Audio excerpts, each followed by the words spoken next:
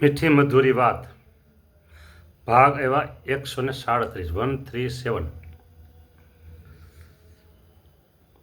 તારીખ 11/5/2026 વચનામું ચાલે છે મધ્યનું 53. કાલે વાત આવી મોહ, પોતાના દોષ ન સૂજે, પોતાના અવગુણ ન સૂજે એ મોહની વાત કરી. પછી મહારાજે કીધું કે પોતાનો જીવ લાંબો કાળો છે, ગોળો છે, લાંબો છે, ટૂંકો છે, એ ખબર ન પડતી હોય છતાં મોટા પુરુષ હોય એમાં ખોટ કાઢે અથવા ભગવાનમાં પણ ખોટ કાઢે. મૂર્ખો, હવે આગળ નવી કથા શરૂ થાય છે. મૂર્ખો એમ નથી જાણતો એ ભગવાન તો અનંત કોટી બ્રહ્માંડને વિશે રહ્યા એવા જે જીવ ને ઈશ્વર તેને જેમ હથેળીમાં જળનું ટીપું હોય ને તેને દેખે તેમ દેખે છે.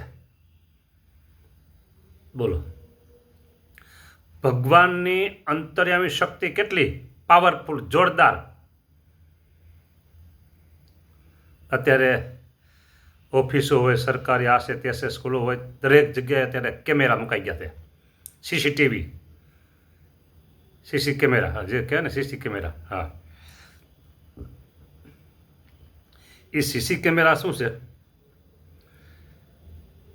ગમે તે વિભાગમાં, ગમે તે કોઈ પણ કેન્દ્ર હોય, સંકુલ હોય, ઓફિસ હોય, મંદિર હોય, એવા કેમેરા ગોઠવા હોય એવી રીતે કે માણસ છટકી જ ન શકે. બરાબર, કેમેરા પકડી લે છે. એ કેમેરા બનાવનાર એક માણસ જ છે. માણસ કેવો પાછો? જાડો પેશાબ કરે એવો માણસ. એને આ બધું બનાવ્યું છે.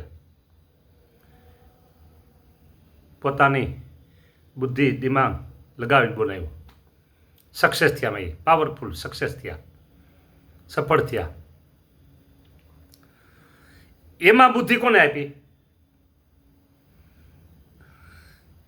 એ માણસે આ બધી શોધ કરી કેમેરાની. કોઈ પણ વસ્તુ અત્યારે કેટલી બધી શોધો હાલે છે ને, અસંખ્ય કરોડો અબજો શોધો થઈ છે વિજ્ઞાનની. હા, એ જેને શોધ કરી એ શોધમાં મગજમાં, ખોપરીમાં એ બધું આખું દ્રશ્ય પહેલાં બતાવે. પહેલાં આ દ્રશ્ય તૈયાર થાય અને પછી એ પ્રેક્ટિકલ થાય. બરાબર, મગજમાં વિઝ્યુલાઇઝ થાય. હા, તો એ મગજમાં થઈ છે, ઉત્પન્ન ઊભું થયું આખું. શું કહેવાય એને? મારે અંગ્રેજીમાં નથી કહ્યું. માળખું, આખું માળખું તૈયાર થયું. બરાબર, કે આમ થાય, આમ થાય, આમ થાય, આમ થાય, પછી બનાવ્યું ને. તો એ માળખું તૈયાર કરનાર કોણ? એ બુદ્ધિ આપનાર કોણ? ભગવાન. તો ભગવાનમાં શું શક્તિ, શું પાવર, કેટલો પાવર, કેટલી શક્તિ, એને કોણ પાર પામે? કયો? એટલે મૂર્ખો છે ને એ ભગવાન નથી જાણતો. અનંત કોટી બ્રહ્માંડને વિશે રહ્યા એવા જે જીવ, ઈશ્વર, અને તેને જેમ હથેળીમાં જળનું ટીપું હોય ને દેખે તેમ દેખે છે. જેમ સીસીટીવી બધા મૂકા, સીસી કેમેરા મૂકા, પછી ઓફિસમાં કોમ્પ્યુટર હોય કે જે હોય એમાં સ્ક્રીન બધું બતાવતા હોય, એવી રીતે દેખે છે. અને અનંત કોટી બ્રહ્માંડના આધાર છે. કોણ? તમને અને મને મળ્યા છે એવા પુરુષોત્તમ સર્વોપરી સ્વામિનારાયણ ભગવાન. સીધું જ આપણે લક્ષ્ય ત્યાં દેવાનું. અનંત કોટી બ્રહ્માંડના આધાર છે ને લક્ષ્મીના પતિ છે. અહીંયા જે લક્ષ્મીના પતિ શબ્દ આવ્યો ને, એક નારાયણ. કોણ? તો એ નારાયણ, એ સ્વામિનારાયણ. એક જ ભગવાન. કેટલા છે? એક. બસ એમ લક્ષ્મીના પતિ છે. અને અનંત કોટી બ્રહ્માંડના કરતા હરતા છે. આપણે તો 245-44 વર્ષથી આપણે કહીએ છીએ સ્વામિનારાયણ ભગવાન, સ્વામિનારાયણ ભગવાન. પણ આ ભગવાન તો યુગોના યુગો, અબજો યુગો,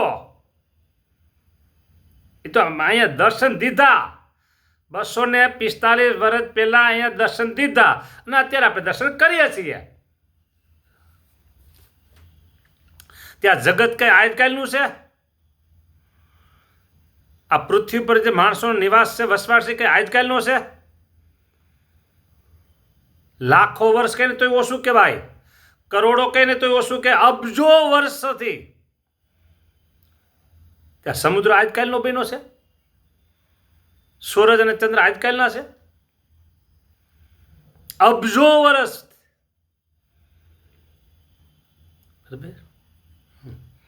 એટલે અનંત કોટી બ્રહ્માના આધાર છે. તમને અને મને મળ્યા છે ભગવાન, અને 245 વર્ષ અહીં પ્રગટ થયા. બોલો, લક્ષ્મીજી આજકાલના છે? કયો? એના પતિ છે. કીર્તનમાં ગાયું છે, એ તો રાધા રમાના વર છે રે, પોતે પુરુષોત્તમ સાક્ષાત. પુરુષોત્તમ સાક્ષાત. હા, પ્રેમાનંદ સ્વામી ગાયું છે. અનંત કોટી બ્રહ્માના કરતા હરતા છે. ઓલો જે મૂર્ખો ભગવાનને સલાહ દેવા જાય છે, હા, એમાં ખોટ કાઢે છે. મોટા પુરુષ હોય અથવા ભગવાન હોય તેને વિશે પણ ખોટ કાઢે છે. એ ખોટ કાઢનારો જે મૂર્ખો છે ને, એને આ વાત ભગવાન કહેશે કે ભગવાન કેવા છે? તો કે અનંત કોટી બ્રહ્માંડના આધાર છે. આધાર વર્ષે અંદરાધાર. લક્ષ્મીજીના પતિ છે. બરાબર? અનંત કોટી બ્રહ્માંડના કરતા હરતા છે. બોલો. અને શેષ શારદા અને બ્રહ્માદિક દેવ તે પણ જેના મહિમાના પારને પામતા નથી. બોલો. નિગમ વેદ, નિગમ જેને નિગમ નેતિ નેતિ કરી ગાય રે. નિગમ પણ જેના મહિમાને નેતિ નેતિ કહે છે. માટે એવા જે પરમેશ્વર તેના ચરિત્રને વિશે ને તે ભગવાનની જે સમજણ તેને વિશે જે દોષ દેખે છે તેને વિમુખ ને અધર્મી જાણવો. સર્વે મૂર્ખનો રાજા જાણવો. અને ભગવાન ને ભગવાનના ભક્ત તેની તો અલૌકિક સમજણ હોય. તેને દેહાભિમાની જીવ ક્યાંથી સમજી શકે? એ ખોટ કાઢવામાં જ બધા પીડો છે. એ આ ભગવાનને ન સમજી શકે અને કદાચ માઇક હાથમાં આવી કે બોલે પોતાની ચતુરાઈથી, બરાબર, બોલે, અંદર નો આ હોય. હા, ટાણું આવ્યું, પ્રસંગ આવ્યો કદાચ બોલે.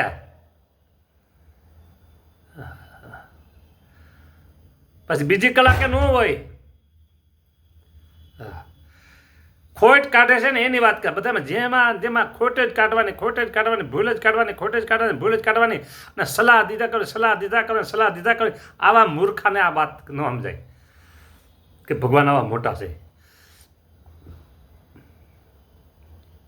ભગવાન ને ભગવાનના ભક્ત તેની તો અલૌકિક સમજણ હોય. અલૌકિક સમજણ.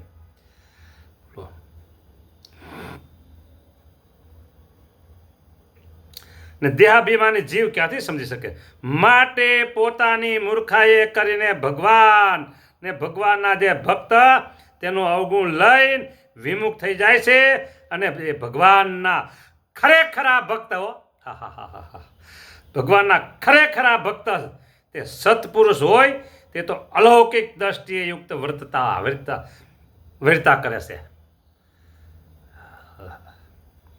ભગવાનના ખરેખરા ભક્ત જે સત્પુરુષ હોય તે તો અલૌકિક દ્રષ્ટિએ યુક્ત વર્તા કરે. અલૌકિક દ્રષ્ટિએ. હવે એને આ મૂર્ખાને શું ખબર પડે? એટલે કીધું સર્વ મૂર્ખનું રાજા, એમ તો કીધું. બોલો, શું કીધું? વિમુખ જાણવો અને અધર્મી જાણવો અને સર્વ મૂર્ખનો રાજા જાણવો. કોને? એવા જે પરમેશ્વર તેના ચરિત્રને વિશે ને ભગવાનની જેમ સમજણ તેને વિશે જે દોષ દેખે છે તેને.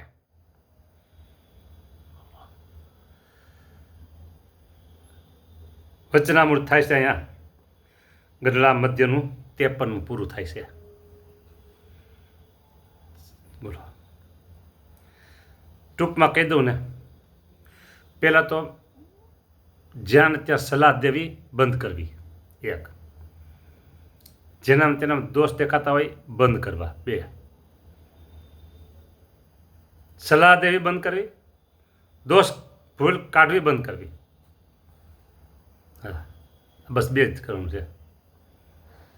હા, અને જો 2 ચાલુ હોય તો વિશેષણ આપ્યા અહીંયા, બરાબર, કે પોતાના જીવની ખબર નથી, લાંબો છે, ટૂંકો છે, ગોરો છે, કાળો છે, ધોળો છે, પીળો છે, એ ખબર નથી, અને બીજાને ભૂલ કાઢી દે છે. બોલો,